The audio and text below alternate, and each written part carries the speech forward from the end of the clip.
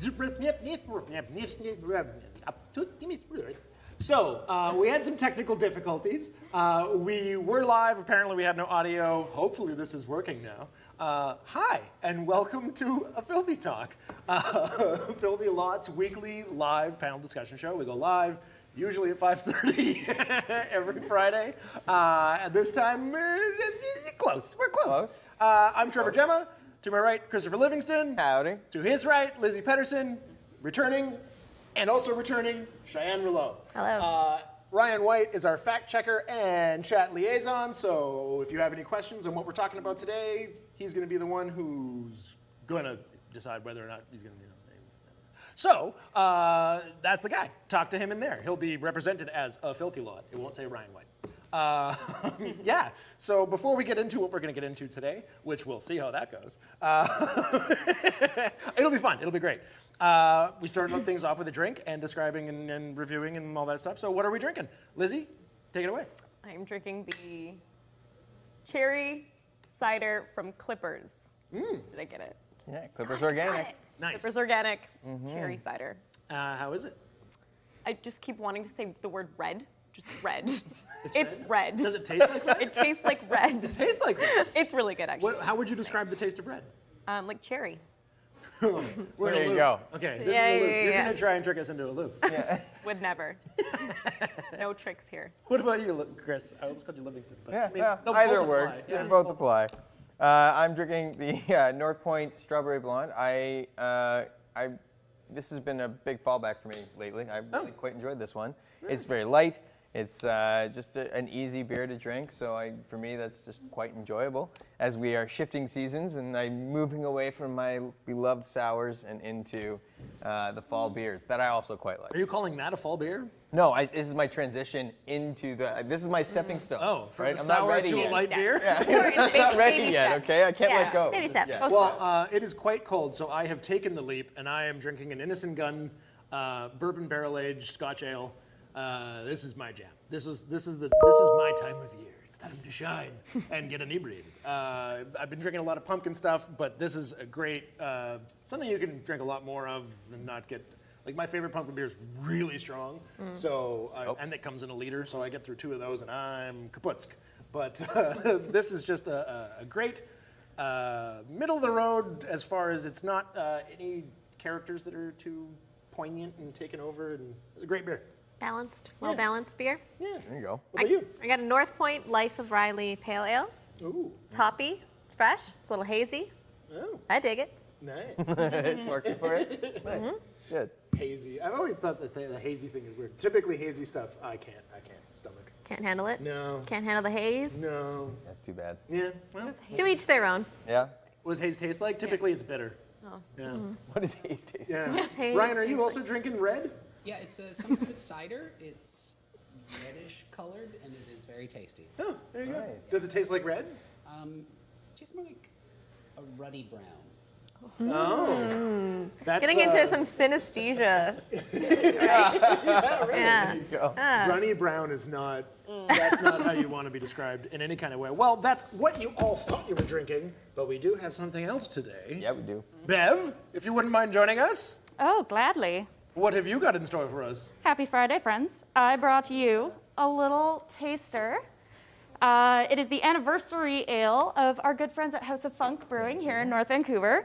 So this is their Aeon. So what they've done is they've taken a farmhouse ale and they've aged it in oak barrels for just about a year.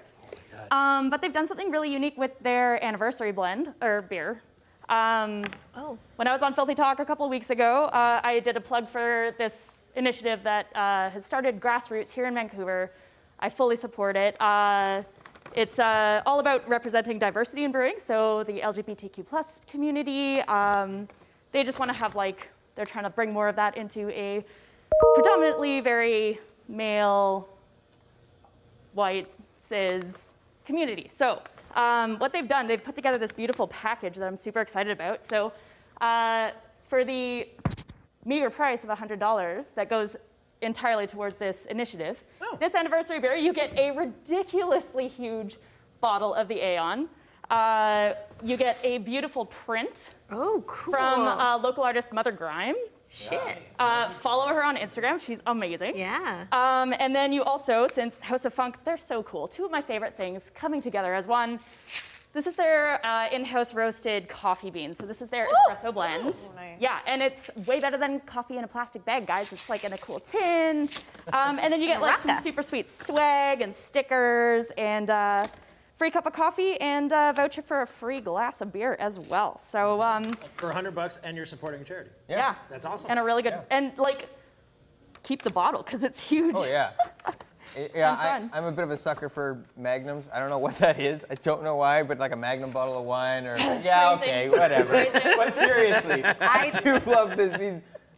There's something about the bigger bottles of wine and stuff like that that I just always really enjoy having around. Okay, whatever. You can all laugh at me. Chris but is a it's large fine. fan of compensation. Yeah. Hey, actually, shit. I should look into that. Yeah. So, Got Tell that your big therapist. so what you're gonna taste is a farmhouse ale. Often you'll find what they call a farmhouse saison, but you'll get like a little bit that's good. earthy and a little bit grassy. And then hopefully you're getting that really nice oak flavor that I Yeah. absolutely covet. In fact, I'm gonna go ahead and Okay. yeah. It's Friday. I'll have it back here if you want more. No, that's fine. It's fine. That's This really is really good. good though. I like a Second. good farmhouse. Going away? Okay, fine. You can totally taste that this is. Thank you. Bye. Like they typically do like an open air culture for a farmhouse, and you can taste that. Yeah. It's a little peppery. It's sour. It's tart. It's like a little funky. Yeah. Yeah. It's a good time. I quite like that. It's got a really interesting array of flavor going on. Some Yeah. people could say that the smell of it is a little foot-like, perhaps, I'm not getting. I don't, yeah, I Foot. don't, no. or cheese. It's like it's funky. yeah. It's Yeah. House of Funk. it's a little funk, funky. funk is either bow, bow, bow, bow, bow, bow, bow, or so. Yeah. Yeah. Take what you will from that. There you go. Okay. But yes, and one last thing, if you don't mind, before we move on to the next, our main event today. But we had Bev on last. We had a stout that we had brewed here, and it was named in the chat in the moment. And here it is with the label, the Shut Up Wesley United Federation Stout. And that Shut was, up, Wesley. yeah, it's brilliant. It is a great stout. So yeah, one of our viewers named it, and Yeah. now here we are with our labels already done to the name that you picked out in the chat. Yeah. Art Oh, there you department. What up? go. Yeah. Thanks, Jeremy. But, Oh, was you it Kevin? Yeah, it was Kevin. Good job, and Kevin. Bev. Kevin and So yeah, thanks guys, and it looks amazing, and yeah, wanted you to see that because Yeah. I think it's freaking amazing and awesome. So Okay, so today we are going to get into. I mean, some people have been like, "Ooh, we're getting into some hot topic," but I mean, whatever. It's just the way we talk about it that really matters. yeah. We're going to talk about internet culture, specifically focusing a little bit at first on cancel culture. And I also, the defining line, because there is a thin line between cancel culture and call-out culture, at least to me. I don't know if there's an actual, like, Wikipedia page that's telling you the definitions between the two. Probably, But yeah, there will be soon. It's being filled out as we speak. But yeah, so we can get into any aspect of this, whether you're for or against cancel or call-out culture. But I mean, basically, I'll just set up what I consider the difference between the two. Is cancel culture seems to be a little bit more extreme. Doesn't leave a lot of room for argument. It's like guilty by accusation, where call-out culture tends to leave room for accountability and allowing for people, like whoever's accused of something that's uncouth, to improve themselves as a human being and evolve. So let's discuss. I mean, I think cancel culture has been labeled that way in the media, but I don't know if that's what it is. I feel like it is accountability culture. It is calling people out, holding people accountable, and I think the essence of it is deplatforming people who are abusers, and it's taking the people that don't have a lot of power and privilege are able to do that for people that have a lot of power and privilege. I'd and say deplatform that's a large positive aspect to it, in that it's giving the marginalized a louder voice that's being heard more now than it ever has. And that's one of the hugest positives of it. I think that part of the part of the negative aspect of it is mob mentality and the fervor that gets whipped up. As it started to become a thing that was happening, it almost felt like everyone was like, "Oh fuck, who else can we cancel? Who else is canceled today?" Like it was like this flavor of the week. Oh, did you hear? Did you hear about the person? Like it was juicy. And I think I didn't that's feel that. you didn't feel that? No. I felt that anytime someone was like, think- "Did you hear who else got outed?" It was like there was a celebration to it, and there was like a reveling that felt a little wrong. I would say though that there's something important to recognize there. So, in my perspective, it's that there's definitely outrage culture is a big thing that we're in the midst of, and I think that cancel culture falls into that. And I think that the way I look at it is, I think it's really important that we call people out, and we have to hold people accountable. So first and foremost, I think that is very important. I think the danger of it becomes this thing where all of a sudden we're not recognizing everybody else. So like you cancel somebody and then you're not allowed to touch or talk about or go anywhere near anything they were a part of, except that then you're not really recognizing anything or anybody else that might have been a part of that. So you're taking away from others in order to hurt one person. I mean, as far as people were canceled, a lot of people are still doing fine, even though they were canceled. No, I think those are two separate things. Yeah, it seems like a lot of people take a step away from the limelight for like X amount of time, and then they're back just and selling records and they're doing fine. I agree with you. And I think they need to be held accountable for the things that they've done that made them canceled. Like it shouldn't be a touchy subject. Like as society is going, people are we're becoming more aware of what's right and wrong. And if you said something really shitty 20 years ago and you're getting called out for it, you should absolutely apologize for it. Yeah. I think call-out culture, there is room for people to step up and say, hey, I fucked up or whatever. Yeah. But I think canceling someone, I think it also depends a lot on what it was as well, to some degree. Yeah. And to your point, clearly cancel culture isn't canceling anybody, but it's Well, I don't know about that. Well, some people should, I don't think Harvey Weinstein's making a comeback. No, but to your point is to say that you're canceled, but then you take your time in the penalty box and then you're back. Yeah. I actually agree that is wrong, and I do think that when I think of accountability, they should actually be held accountable, and that doesn't mean you get to come back. What I'm more talking about isn't the individual, it's those that surround the individual that get hurt by it. I don't think it's as simple as can or can't come back. I think it's a matter of, there's a sliding scale. Like this is very much, you can't, just because Harvey Weinstein was this horrible piece of shit who took advantage of so many people in ways and abused his power and sexually assaulted women, like that guy should be fucking done. But then someone on a lesser scale, because it's like, you said media labeled it as cancel culture, but it's because people were saying like, "Oh, you're canceled." Yeah. So I mean, it found its name. But cancel culture is, I feel like it's been portrayed in the media as this like mob with pitchforks. And I don't think that's what it is. Like cancel R. Kelly was a huge movement that was trying to draw attention to his crimes, and surviving R. Kelly came out of that, and that was super important. So agree. I don't think the way that it is portrayed in media, and it's particularly in right-wing media where it's a crowd of pitchforks and it's a witch hunt, is correct. I don't think it's an accurate portrayal of what the mission of it is, and I do agree that it can get wild, and it can be, people bashing people on the internet, and it can be, it can get like that and can get trolly. But like when I think about people that have been canceled, I still see like Louis C.K. is still performing. Like Aziz Ansari still did a Netflix special. Like they're fine. Aziz Ansari, that was I don't agree with that instance of. You don't agree with? I don't agree that he should have been canceled, nor that I think there was misunderstanding there, and I think absolutely there was conversation that needed to be had. I think that there was. I wouldn't say that, as I was just saying, Harvey Weinstein.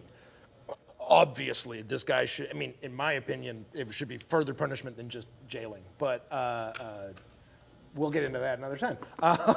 But Aziz Ansari, should they be held to the same level of punishment? So here's the thing with Aziz Ansari. It's a very interesting conversation with the Me Too movement. Is I feel like he had this fucking awesome platform to talk about an aspect of sexual violence that is not talked about. You know, a lot of people think of rape culture and they think of a guy in a back alley with a trench coat. That's not what it is. And so he had this fabulous platform to get up there and say like, hey, I didn't understand my behavior. I didn't know about this. Let's have a discussion about it. And instead, he had kind of like a shitty way out, and then he was like, buy tickets to my show and I'll talk about it a little bit on Netflix, but not really talk about it. And I'm like, nah, fuck you, bud. We're done. Yeah. Like you had such a beautiful opportunity to bring people into that conversation, because you're right, it is a nuanced thing, and it's super important to understanding patriarchy and discrimination against women and sexual violence against women, and he just didn't fucking own it. You know what I mean? And are you saying, because you just said we're done, so do you think that there's no chance for him as a human being? This guy is still, sure he's a celebrity, but is there no chance to still correct? Of course he can still correct as a human being, but I don't want to support his platform anymore. Sure. I've deplatformed him. I don't want to support his work if he's not willing to do the work for his community. That's fair. Yeah. I don't think that he should be held to as hard of or as hot of a fire as he isn't. He isn't being held as So no, I know, but and that's why I think it was a little like that's why he felt he could still do and most of society seemed to have allowed him to just like make a new Netflix special and kind of carry on. Although, have you seen him in anything else other than that since? No, but right? He's fine. Yeah. Sure, no, but did he deserve to be not fine?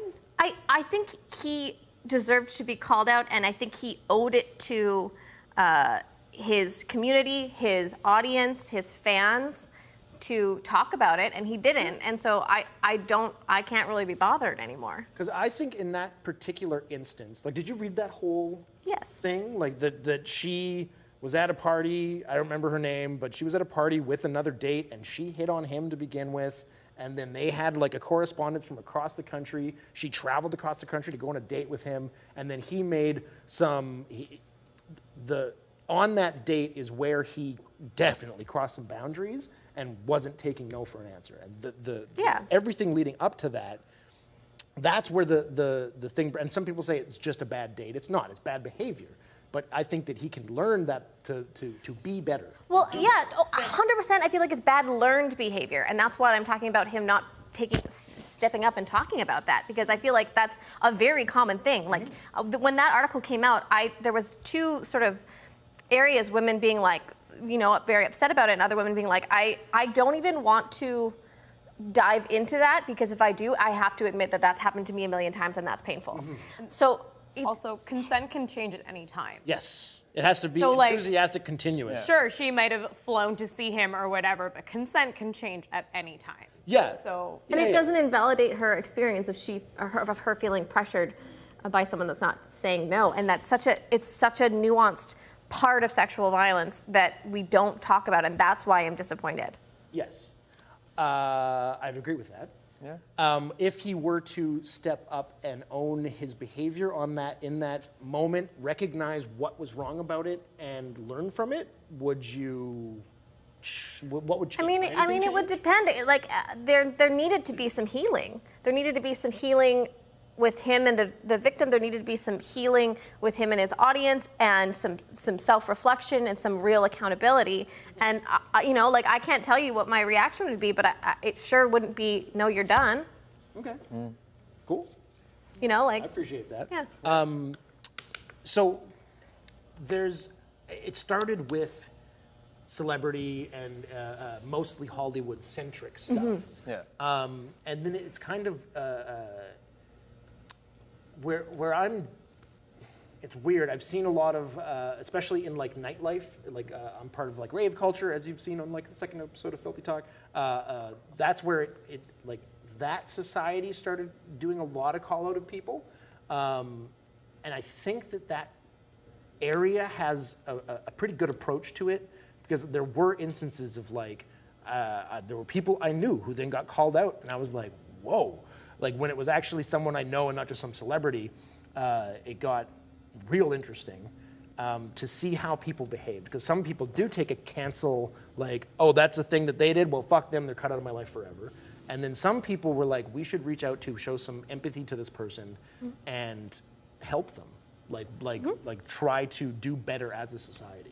Yeah, that's really interesting. Yeah. I think what we have to take into account too is people that say canceled, no, you're out of my life. That might be due to some sort of personal trauma too. Where they're like, I can't fuck with that. Oh, and that becomes a choice. Like that, Totally. and that's anyone has the right to do that. Like, oh, that's a behavior that you're involved in. Yeah. I want nothing to do with it forever. And sure, that's a choice you can make. I just don't think that. I mean, if you don't have that with that person, if your own trauma isn't related to that person's behaviors, but something else that happened in your life, certainly not trying to invalidate anyone's experience in that regard. But I think the only way to make meaningful, lasting change for that person's behavior is not to cut them out, but to find a place of healing for both parties. Yeah, I mean, I think that's beautiful, and I love like call out and call in. I love that idea because we've all we all are constantly evolving, and obviously we've all done really shitty fucking dumb shit in our life and said horrible things and done horrible things and been we're evolving, we're humans. I think it really depends person to person. Again, if you're able to make that kind of space, I also feel like a lot of time there's a lot of emotional labor put on women to be like, no, I will teach you and heal you. And, I'm like, okay. Not my job, you know? I totally agree. Yeah. And I think that's been a role that. Sorry, I feel like. How are you guys doing? Yeah, good. We're good. Just over jump here. in. You guys are having a good conversation over there, back and forth. Yeah, we're passionate. Ryan, what's going on with you? So all the chatter in the chat, they're all listening to the things that you're saying, but they're very curious about what's in the box, and they really want Chris to open it. Yeah, but that's not going to happen until the end. So stay tuned. Okay. I will open it because I'm sitting here going, "What's in the box?" But I will open the box. I forgot about the box. I was going really. I forgot that was right. I will come to that, but I will open that. So something you mentioned about cancel culture, about the previously we talked about like Kevin Spacey. Yeah. Like, yeah, the shit he did, horrible. The guy shouldn't be allowed to continue working. I unless he were to. I don't even know. I think it's too far. But the thing you were mentioning was like, so people who are outraged by that and decide to not be a fan of him now start to judge other people. So there's like a webbing effect that happens in society. And this is the weird thing, is it's like a societal impact is now if it's like, oh yeah, I agree, he's a piece of shit. And then you start talking about The Usual Suspects. Oh, I rewatched The Usual Suspects. And like, you watched a Kevin Spacey movie? So now they're judging you for watching an old movie that this person made as if you're the offender of the crimes he committed. I guess that's weird. The only point I was trying to make earlier was just about that surrounding issue, was just to say, like, I can fully acknowledge how terrible a human being that is. Like, that is, and he needs to be held, and he is being held accountable. And I actually think he should be held accountable in a much more serious way. However, I had somebody yell at me because I liked some of his movies, but it's not his movie. He was in it. He's a character in those movies, absolutely. But those movies were profound parts of my sort of, my film career, the parts that taught me. I mean, he just said, "What's in the box?" Yeah, and but that's from Seven. But even seriously though, that was a thing. Those movies made a big impact on me when I was young and drove me into the film industry and all of those things. And so, am I not allowed to like that or support the hundreds of other people that were involved in those things? I think if you're aware of it at least is a start. Like, I went to film school, we studied Hitchcock, and we studied Woody Allen and all of this stuff. And I remember reading this interview where the little girl that Woody Allen raped, she was talking about it. And then the interviewer asked her, what's your favorite Woody Allen movie? And just being put in that situation where you're like, pardon me. Yeah. And so you have these moments where it's like, we need to stop idolizing these people. But I'm not idolizing the person. That's my point. Like, I'm not So idolizing you, Kevin like, Spacey. separate the art from the artist? Well, yeah, because he's a piece of shit, and I didn't know that at the time. It's not like I knew that about him when I was watching. Now that you know that. Yeah, but I know that now, and I can sit there and go, yeah, he's a piece of shit, and I have no support for that individual. Like, absolutely none. Nor for his actions. Like, I don't support any of that. But I still can't take away the impact that movie had on me, which wasn't just Kevin Spacey. He was a big part of it. Yeah. But there's a ton of other actors in it. There's directors. There's all these people who put their heart into something that had an impact on me. And so whilst I can acknowledge he's terrible, that movie was important to me. I'm gonna let you go, but I want to. Yeah. I was just gonna say, like, I think it's a little bit different. I think it is a nuanced part, and I think we're in sort of a time where it is such a social revolution that's happening right now, and I think that kind of dust will settle a little bit. But I think separating the art from the artist is difficult when you're idolizing individual, which is what I think, like with Woody Allen and Hitchcock, I'm like, and Roman Polanski, I'm like, no, like I'm not going to rent those movies. I'm not going to support that person. I'm not going to, make that a fucking topic in film school. Like, oh, look at these great Woody Allen movies, because that is his like art. That was, all of him that's supporting him. So like, I don't want to give him a platform. So I think it is a little bit nuanced, and I think if people are feeling that upset about you watching a Kevin Spacey film, like, I think you just have to feel that with empathy and be like, you know what, I'm sorry that you feel that way. Like, this is my, I like this film for other reasons. I guess there's the two sides of that, which for me is, I agree with you, and I think that there has to be empathy, but empathy has to go both ways. So it's me sitting here and saying, I understand what you're saying, and I can empathize with the fact that you feel that way. I would just hope that you can empathize with the fact that that still meant something to me, and I don't want to lose something that meant something to me just because he was involved in it. So I think a key thing, like you said, support that person. And I don't think the mere act of watching an older movie that has Kevin Spacey in it supports him. It's a matter of like, this is just like every dollar you spend is like voting with your dollar. Yeah. So if there's a way that like watching an old Kevin Spacey movie streaming on Netflix, if any of that is a residual that goes to him, then now you are supporting that person. But also that means it's going to all the other people that were a part of it. It does, and that's where it's not fair. Is that everyone? So it's not only guilty by accusation; it's guilty by association. So then all the other people are held Lizzi accountable. has something to say on this. It's not going to all the other people that worked on it. It's going to the producers and a couple of other actors. Yeah. It's not going to the lighting in the guys. back. It's not going to I don't people mean that all the matter. people. I just meant And they're all fine. They're all part of the 1% anyway. That's true. You're not. You're not hurting, or you're not pulling any residuals away from No, but the grips. But my point is, my point wasn't about whether those people are fine or not, or whether they're wealthy or not, because that honestly doesn't matter in the argument. It has to do with the fact that, if you're trying to tell me that I'm watching a movie, so I'm supporting Kevin Spacey, ultimately that's not true. I am supporting Kevin Spacey as an individual who might be getting residuals from that, but that's also the director, also the other main actors. Here's the thing: is if those other people who do, so the few people who do, and especially the production company, if you can now take action by not watching a thing and not participating in a thing, then they'll notice that. That's the only language the production company speaks. And if they're realizing that you're not watching that thing anymore and adding money to their coffers, then now they're going to have to realize that their actions are because of being associated with that person. Yeah. And deplatforming. But they've already deplatformed. I guess my point is that they've already take their fucking money away. Yeah. No, I guess my point was that they've already deplatformed them, right? Like, it's not a Sure. Well, it was more to say and even forgetting all of the other people that were involved and how they're doing well, it was just more that that was because that movie was I remember my dad taking me to it, and I remember it was a big event. What movie are you talking about? Usual Suspects. Oh, Usual Suspects. So that was just a really big movie for me. And Chris, you can watch The Usual Suspects. No, I get it, but I remember having somebody yell at me about it, and so it was just to say. Especially if you own it on DVD, because you already paid that money. So just watch the goddamn. Yeah, I have no idea where any of my DVDs are.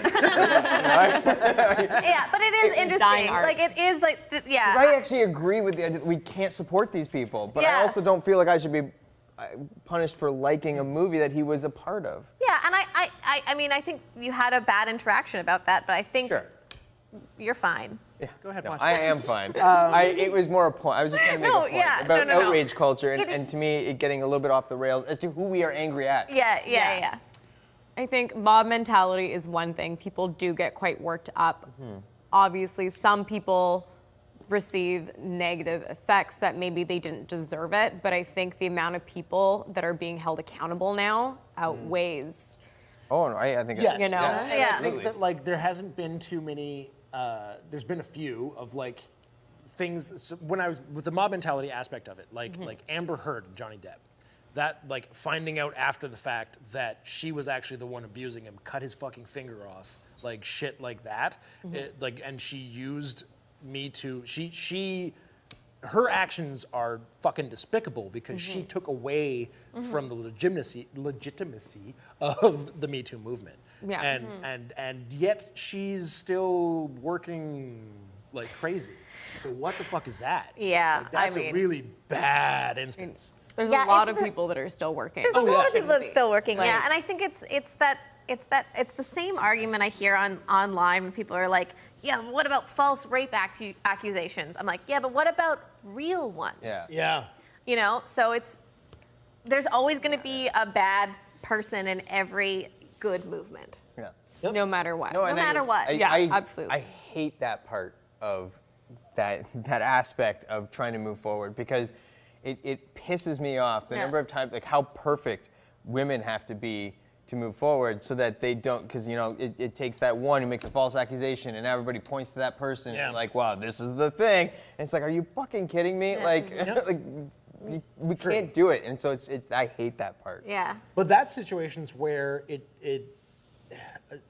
sadly, that's the thing that is the louder voice of it, is that people now take credit away from the real claims, and that's the thing that sticks, when if it were the people who were losing legitimacy because of actions like that then held her further accountable. Huh? Yeah. Am I talking about circles? Okay, so when you said no, I can make it work. You said the emotional burden shouldn't lie on women to correct men's behaviors, but in this instance, Jesus, I think that it should be women who hold her accountable, Amber Heard specifically, hold her accountable for trying to fuck up their movement. Yeah, we'll get on that right after we, right after we hold all our rapists accountable. Put it on the list. Oh, thank you. That was perfect. Yes. You're right. Okay, do you guys have anything else specifically about cancel culture or call-out culture you want to touch on? We can just keep going. We're in a really interesting time of social revolution, and I Yes. think we're all going to be rolling with the punches and figuring shit out, and I think it's a really exciting time, honestly, to be alive. Like I do want to say that I am actually horrible, but genuinely. great. I think it ultimately. I think it's actually a really positive thing that's happening. So as much as I have areas in this that bother me, I think that it has to happen. Yeah. Oh, yeah. I'm very happy that it is. So, okay, we're talking about social revolution and that kind of thing. So let's talk Keep it nice and about light. the societal impacts. No, I mean, whatever. You're drinking a light beer. Societal impacts of not just that, but the interconnectedness that we all have because of social media. Not just YouTube, but Instagram, Facebook, TikTok, whatever. Like the effects that's having psychologically on all of us and on society at large. Aside from just that aspect of it, just cancel culture, but just the exposure.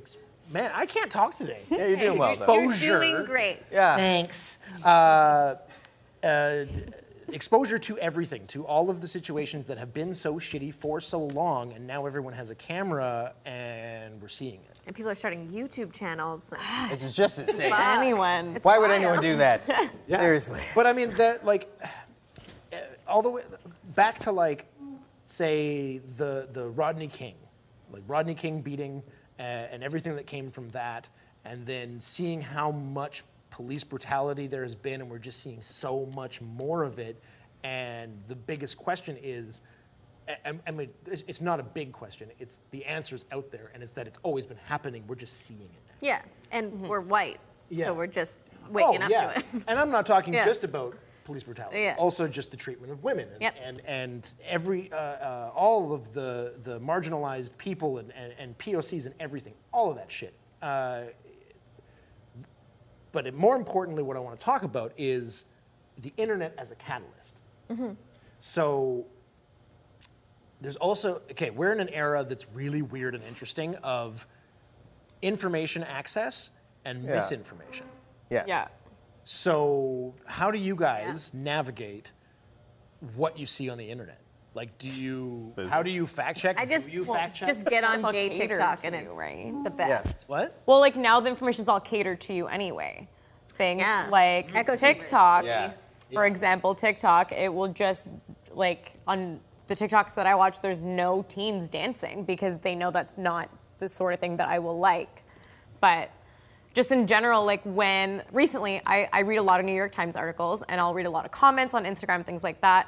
And after the debates, I will jump onto Fox News just to read the comments. Whoa. Because they're two completely different worlds because people stick to what they like. Can I just So say, by the way, I think that's amazing that you do that. Well, it's just interesting to see what people are saying. But you're affecting your algorithm. Like you just mentioned awareness of algorithm. My algorithm's already fucked because I work in set deck. The amount of like things that are targeted to me to buy is wild. It's insane. Like, I bet. But that is the thing, that echo chamber issue. The fact that you reach out and look at the other side is actually genuinely important. Well, it's affecting you to not have just an echo chamber, at least not in your suggested videos and It's stuff. not about agreeing with them. It's But- just about knowing what these people are talking about. Yeah. What do other people think? Yeah, You have and to do you- know that.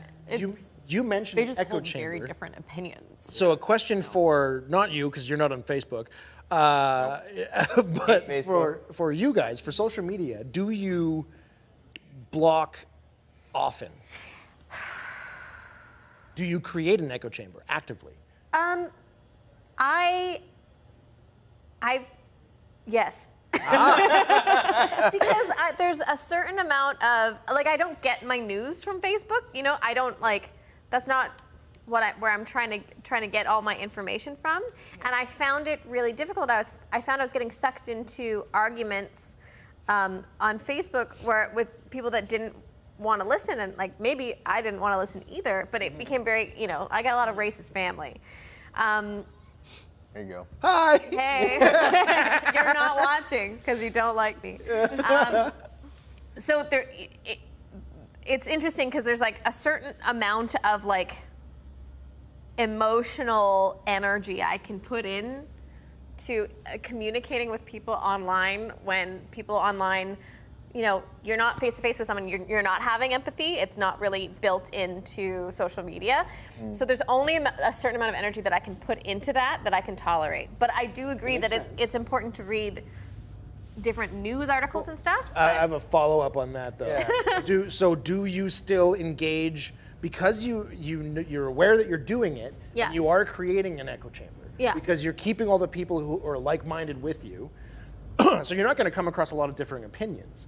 So Not on Facebook. But do you actively engage when someone posts something that's like, this is fucking outrageous and something should be done about it? Are you engaging? Are you posting on those things and basically preaching to the choir? Not really. I don't really engage a lot. I found that emotional energy that I can't output a lot onto social media. Okay. So I don't really engage in that anyway. If I see something that I'm like, oh, this is a person that I know would be willing to listen to another side of that and it can actually engage in an interesting discussion, then I'll be like, hey, I don't really agree with this and this is why. And then we can have a nice conversation. But I just can't be on my phone being like, that's fair. It's exhausting. You should have It's empathy exhausting. for human beings. Like I can't do that all the time. Well, and I would say that, I genuinely love debate. Like I love debate because that's how we learn. That's how I learn. That's certainly how I learn from others, to hear another point of view and be accepting that we may not agree, or maybe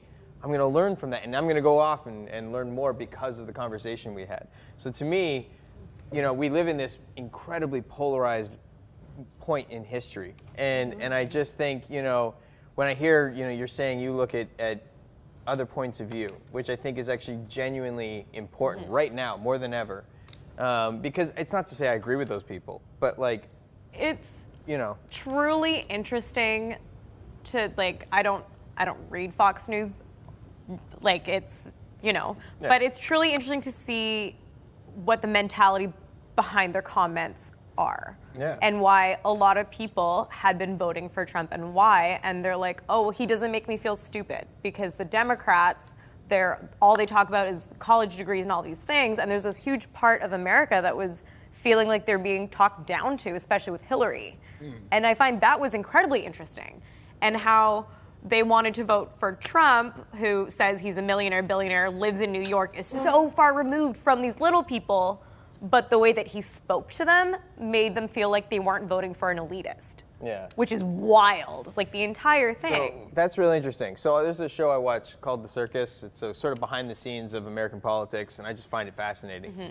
But in the last episode, there was a moment, and it was, they were going into militias and the things that are going on around militias in the United States. But it was how the person spoke, because what he had geared his sort of hate and rhetoric around was the fact that he was trying to protect his family and children. Like it was actually a very genuine, sort of fear-based. Basic, but it was very basic. No, but that's how you motivate people, is either fear or love. Sure, but I just totally meant fear-based. when you talk about their motivations, it was just he was incredibly misguided and certainly uneducated on the realities of what's actually going on. But it was just this genuine fear for his children. He didn't understand ultimately what was going on, but that genuine fear is driving him to do something incredibly dangerous. Yeah. Yeah. So, Yeah, and that's when what we talk fear-mongering about is. social media and Facebook and things like that, the reason I don't subscribe to Facebook is because I find it to be a large proponent of that exact misinformation. Yeah. Yes. So it's that problem. It's created these sort of pools. I just want to go back, Lizzie. Do you curate your social media connections To who I follow? to who you like or who is in your news feed and that? I kind of stuff? have started unfollowing a lot of certain celebrities, like just with body image and a lot of stuff. I'm just exhausted by the internet at this point, and so I have started to curate the people that I follow. And with the Black Lives Matter movement, I've started to follow certain accounts that will help me become more aware of what is happening in the world in general. But I think Facebook's incredibly outdated. I use Facebook. When I do log on to Facebook, it normally tells me whose birthday it is, and if I do not want to wish them happy birthday, I delete them. So every few days, I have less and less friends on really Facebook. interesting way to do that. Because I post I care stuff. about you enough to wish you a happy birthday. I post about my personal life. I remember walking down the street and I had gone to university with this guy and I waved at him and he did not wave back and we made eye contact and I went, "You're my friend on Facebook and you have me on Instagram." And I use Instagram kind of like my day-to-day diary. I post a lot of stories. That's how I choose to use that platform myself. And so I care about who's watching.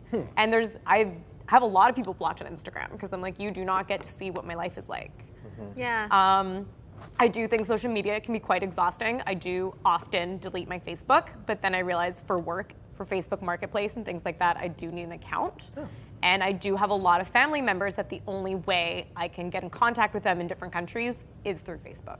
But That's interesting. Yeah. I only use it for that. If I do post anything, it's normally about work or a cool article that I saw. So, you've deleted your Facebook. This something I wanted to. It's a hard thing to do, by the way. Yeah.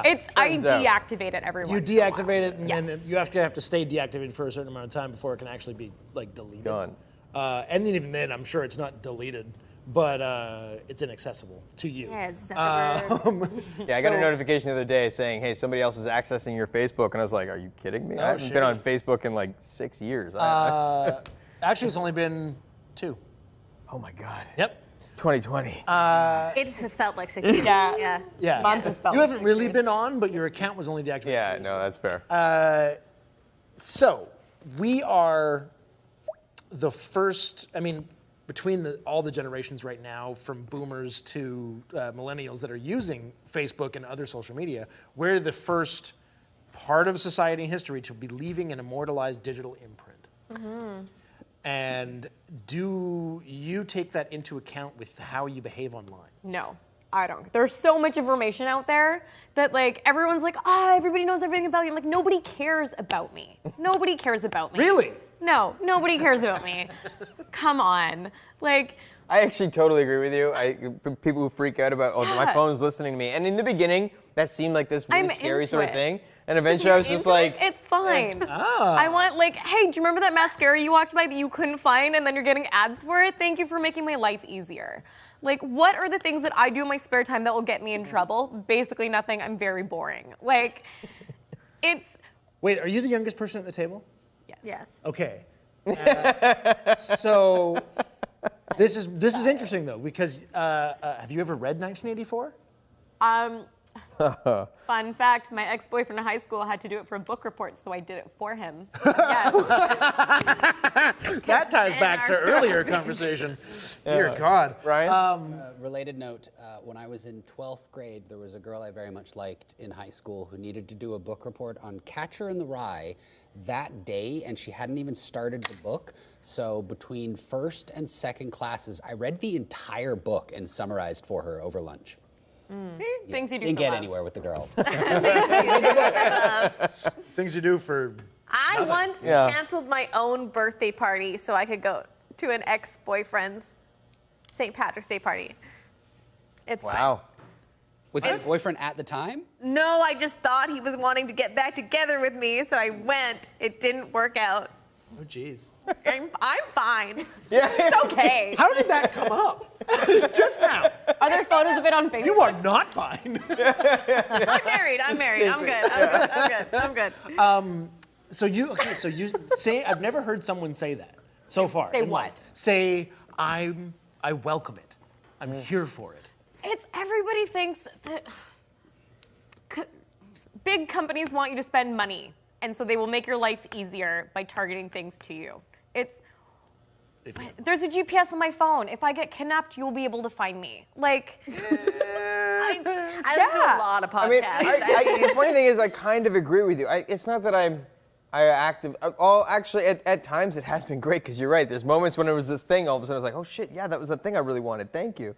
yeah. The other side of this, I just actually don't care. I'm like, hey, you're listening? Great. I got nothing going on that's all that interesting. What exactly are they listening to? Like, we're not the type of people that society should be worried about, I don't think. If anything, they just want to sell more stuff to me that I want, let's be honest. Mm-hmm. Yeah. I do need that ridiculous neon light with a unicorn. Like, I don't know. To summarize, You have- capitalism No, I don't. is You have the light? It will down be with my birthday. capitalism, down with the patriarchy. Let's burn it all down. Yeah. There you go. But on social media, I've stopped following certain accounts because everyone just wants you to buy into all of these things, fast fashion and diet pills, and make you feel awful about your body. So I've started following some really lovely accounts that are just body positive. You know what's super interesting? The minute I go online and search for, like, I'm doing some online shopping, like, oh, I want this dress, and I like put in my size, I start getting ads for weight loss teas, diet pills, and shapewear. Yeah. What? See, that's some of the really creepy aspects that I think that it's a very small age gap, but that's part of the generation gap. I'm going to finish this thought between, because I'm just going to ask, how old are you? Not paying attention. If you don't want to say, you don't have to say. No, I will be 28 next month. Okay, so there's only 10 years between us, and you're really close to her age, Yeah, I'm 30. and yet you guys have a very differing opinion. And I think the majority, as you go towards like boomers and all the older generations right now, all the way down to the younger you go, you're going to find more of a leaning towards your mindset of I love the way technology is making life easier for me, to I'm scared of the way it's infringing on my privacy. And I think that people are sacrificing their privacy for ease of use. I just think that privacy in 2020 is a lie.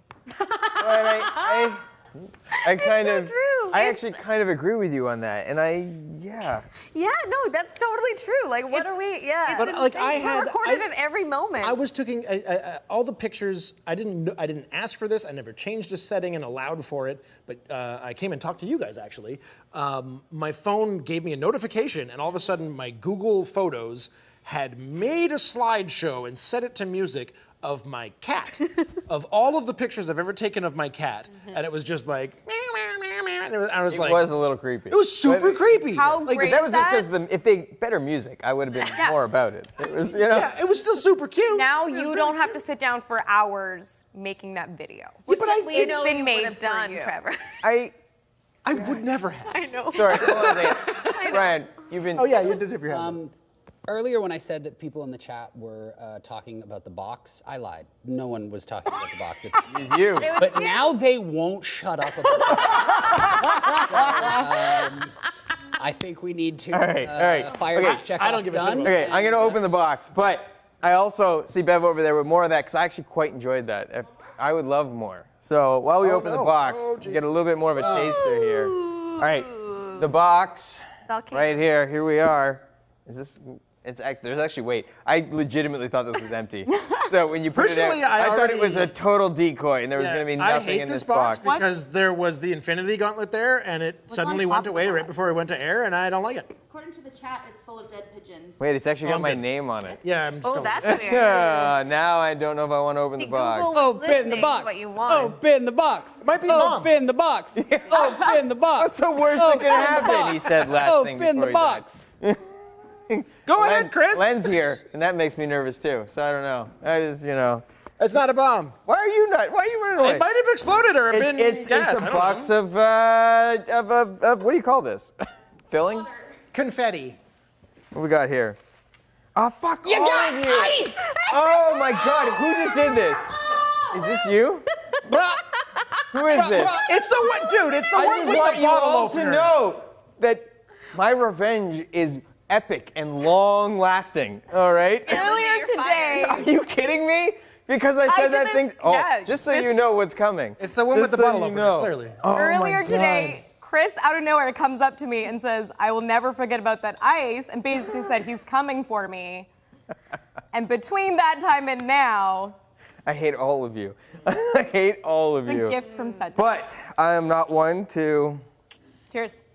not do Do it. what needs to be done. Chug, chug, You have to chug. get on one I am knee. also, by the way, a terrible chugger. Like I am terrible at that. Get down on one knee. Fucking Do it awful. right. So I also want to talk about, because I don't give a shit. You go ahead. So, okay. Oh, it so smells lovely. As far It's as vintage. leaving a digital imprint of ourselves online, I mean, I don't know if you guys have experienced this, but like I have, I hate you. I have an aunt that died, and now I get reminded on Facebook every year on her birthday, and I'm not a big fan of that. You can email them and say she's dead, and then they'll No, they'll make a. so this is a particular instance where the family, like her children. Okay. Woo! Oh, good. Well done. Thank you. Applauding That when we're is talking fucking about awful. Trevor's dead aunt. Oh, Yeah. my stomach feels like it's disintegrating. I'm sorry. Oh. Yeah, it's weird. Cheers to your aunt. Yeah, thanks. Revenge will be twofold. You brought this upon yourself. I like that you had that with you, which means you were in on it as well. Glad we're So, keeping this classy. It was all Bev. oh God, every part of me feels wrong. Every part of me. Cool. And it's working. Oh, how I'm many glad, people up there knew on chat? It was so last minute. If you didn't open your mouth today, it would never have happened. That's okay. Accountability I remember culture. everything. Well, cool. God. Well, I was trying to say something meaningful, but I guess that's done. Sorry. That's okay. I feel wrong. Cyborg, nah, no time. So, Wrapping it all up. yeah. Interesting conversation. Thanks for joining us. That whole ice thing went. Yeah, you made way too big. a deal Oh out of that. God. Hey. Oh, I'm so sorry. Thanks for tuning in, everyone. Stay tuned to A Filthy Lot. We are starting what we're calling Hallow-Week. Tomorrow we got Drawn and Cornered with Pharrell Dalrymple. I hope I'm saying that right. Sunday is our third episode of Bacon's Drag, Halloween edition, with Drugina Corpse, who, if you remember from a couple episodes, you'll see more about what that's all How about. can we Yeah. forget? Yeah. And then we have Witchcraft Labs, where they gave themselves a little mask challenge. Then Filthy Talk will be our Halloween edition next week. And we have the Lendar Monster Hunt coming up. and also something special that I'm not going to say right now. Oh, there you go. Have a name. But this was a really good episode. It was, honestly. I was really happy with this. So thank you, everyone at Seriously, though. home, It's for good- it's bearing with our important. technical difficulties. And tune in next time. Stay tuned Other for than that. Halloween. And until next time, stay filthy. Yeah.